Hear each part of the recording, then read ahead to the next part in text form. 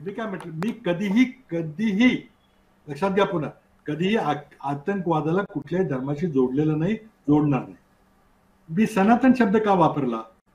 कारण महाराष्ट्रामध्ये एक संघटना आहे, धर्माबद्दल बोललो नाही मी, एक संघटना आहे, तिचं नाव आहे सनातन संस्था.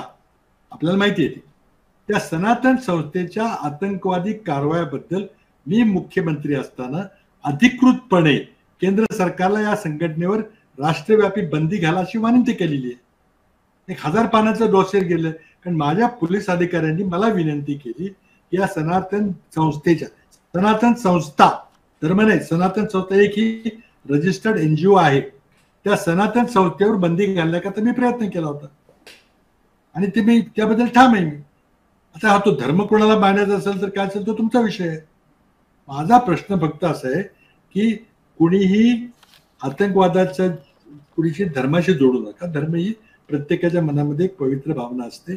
भगवाबद्दल आमच्या मनामध्ये जे असतं ते तुम्हाला कळणार नाही बाहेरच्या लोकांना. त्यामुळे भगव्याचं नाव घेऊ नका. आणि सनातन संस्थेला बंदी करण्याकरता मी स्वतः मागणी केली होती. ती मागणी अजून केंद्र सरकारकडे प्रलंबित आहे. यात काय आक्षेपार्थ